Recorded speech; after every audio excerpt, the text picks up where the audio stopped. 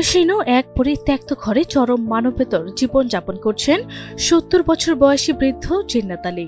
জীবনের শেষ প্রান্তে এসেও তার কপালে জোটেনি ন্যূনতম স্বচ্ছন্দ। বয়সের ভারে নুয়ে পড়া আর অসুস্থ শরীরে ভালোভাবে কথা বলতে না পারলেও তার আবেগঘন কণ্ঠে ফুটে ওঠে তার অসহায় জীবনের প্রতিচ্ছবি।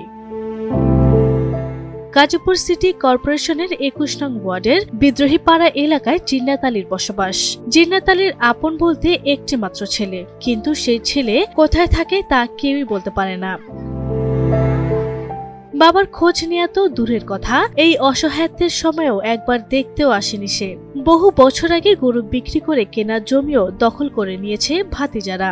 আপনজনের এমন উপেক্ষা যেন তার জীবনের দুঃখকে আরো বাড়িয়ে দিয়েছে।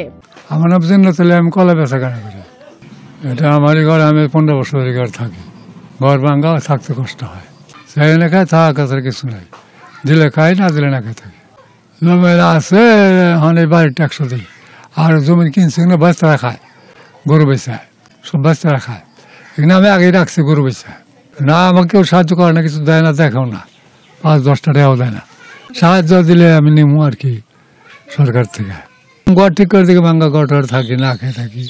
একটু বৃষ্টি হলে ঘরের ভেতরে পানি গড়িয়ে চৌচির হয়ে যায়। ভাঙা চৌকি আর ছেঁড়া মশারির নিচে শীত নিবারণের জন্য নেই কোনো কম্বল বা কাঁথা। চারপাশ জঙ্গল আর পোকামাকড়ের আনাগোনায় ভরা এই পরিত্যক্ত ঘরে একাকী বসবাস করেন জিন্নাত আলী।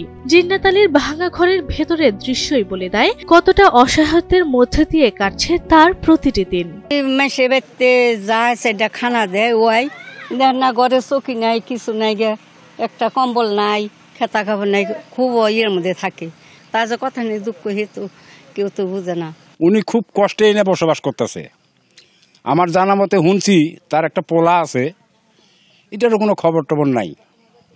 ঘর তো দেখতে পাচ্ছেন কি অবস্থা থাকে। তা ওনার খুব কষ্ট। ওই মাইসি বাড়িতে যায়, যা পায় তাই খায়। তাই আমি আমার তরফ থেকে আমি দেশবাসীর কাছে অনুরোধ করব, ওনাকে যেন কিছু সহযোগিতা করে তার থাকার অন্তত জায়গাটা আমার চলার মতো একটা করে দেওয়ার জন্য। উনি যে রুমটার ভিতরে থাকে, এই রুমের ভিতরে সহজেই বিষাক্ত পোকামাকড়, সাপ এগুলো ঢুকতে পারে। দেখাশোনা করার মতো কোনো মানুষ নাই। প্রশাসনের কাছে একটাই চাওয়া, তাকে একটু দেখতো, তাহলে সে হয়তো আরো কিছু বছর বেঁচে থাকতে পারত।